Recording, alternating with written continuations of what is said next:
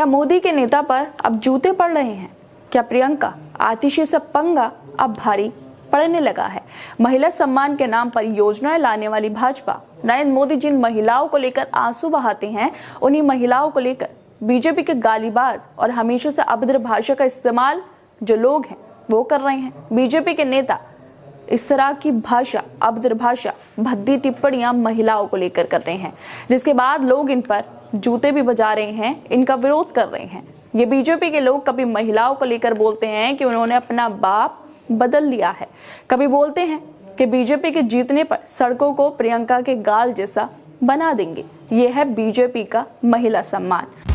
पंजाब सरकार की post matric scholarship योजना 245 करोड़ रुपए आवंटित ताकि अनुसूचित जाति के विद्यार्थियों को मिले उच्च शिक्षा। अगर मुझे ये स्कॉलरशिप ना मिलती तो शायद मैं अपनी पढ़ाई जारी न रख पाती। 2,31,000 विद्यार्थी पंजीकृत, 92 करोड़ की रकम दी जा चुकी। मैं AI/ML हमेशा से पढ़ना चाहता था। अगर ये स्कॉलरशिप नहीं होती तो मैं कभी भी एडमिशन नहीं ले पाता ऐसे कोर्स में। मुख्यमंत्री भगवंत सिंह मान की कोशिशों से पंजाब बन रहा है रंगला पंजाब, जहां पर बीजेपी के नेता महिलाओं पर विवादित भद्दी टिप्पणियां कर रहे हैं। दरअसल बीजेपी का नेता रमेश बिधूड़ी ये अपने गालीबाज और मुसलमानों से नफरती अंदाज रखने के लिए काफी फेमस है। ये बिधूड़ी नई संसद बनने के बाद संसद में गालियां देते हैं और फिर एक बार इन्होंने दिल्ली की मुख्यमंत्री आतिशी और कांग्रेस सांसद प्रियंका गांधी को लेकर अभद्र भाषा का इस्तेमाल किया है। वो प्रियंका गांधी को लेकर कहते हैं कि मैं आपको विश्वास दिलाता हूँ, जैसे ओखला और संगम विहार की सड़कें बना दी हैं, वैसे ही कालकाजी में सारी की सारी सड़कें प्रियंका गांधी के गाल जैसी बना दूंगा। और प्रियंका गांधी पर भद्दी टिप्पणी करने के बाद अपनी मानसिकता को दिखाते हुए ये आतिशी को लेकर कहते हैं कि आतिशी ने अपना बाप बदल दिया है, वो मारलेना से सिंह बन गई हैं। रमेश बिधूड़ी के इस बयान के बाद अब इनका विरोध होने लगा है। प्रियंका गांधी वाड्रो को लेकर दिए गए आपत्तिजनक बयान के खिलाफ दिल्ली प्रदेश युवा कांग्रेस ने रमेश बिधूड़ी के आवास के बाहर विरोध प्रदर्शन किया है। कांग्रेस के कार्यकर्ताओं ने पूर्व सांसद के घर के बाहर लगे उनकी नेम प्लेट को काले रंग से पोत दिया।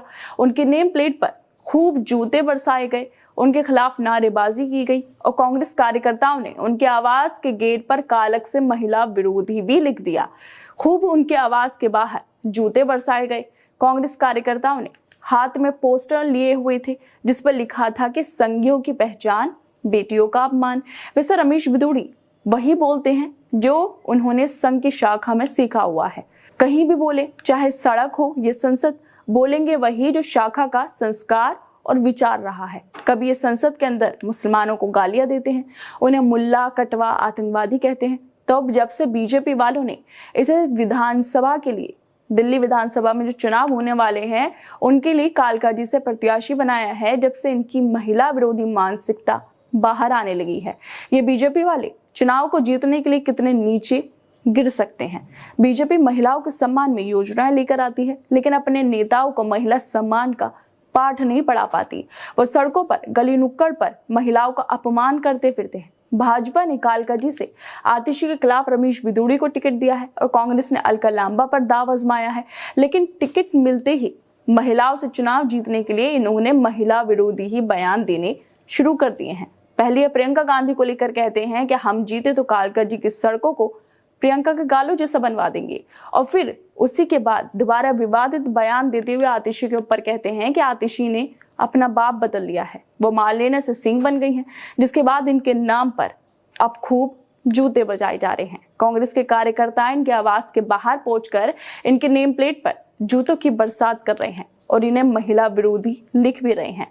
लेकिन बिधूड़ी जैसों की मानसिकता कैसी है, कैसे ये लोग महिलाओं को देखते हैं, वो सच्चाई इनकी जुबान पर आ ही गई है। जब बिधूड़ी का आतिशी और प्रियंका पर विवादित वीडियो वायरल हुआ, कांग्रेस से लेकर आम आदमी पार्टी की तरफ से, लोगों की तरफ से बीजेपी नेता की आलोचना होने लगी। लोग इन्हें महिलाओं का अपमान करने वाला बताने लगे। जब इसके जो बिधूड़ी है वो बैकफुट पा गए तो इन्होंने फटाफट से माफी भी मांग ली। माफी तो इन्होंने मांग ली, लेकिन ये भी दिखा दिया कि इनको कहां से ये संस्कार मिले हैं और कहां से इन्होंने इस भाषा को सीखा है। इनकी कैसी मानसिकता है महिलाओं के लिए, बिधूड़ी के इन बयानों से सब कुछ साफ हो गया है। खैर दोस्तों, आप लोगों को क्या लगता है, जिस तरह से अब बिधूड़ी के बयान के बाद उनके आवास के बाहर खूब जूते बरसाए जा रहे हैं उसको लेकर। हमें अपनी राय जरूर दें और बाकी तमाम खबरों को देखने के लिए जुड़े रहिए हमारे साथ।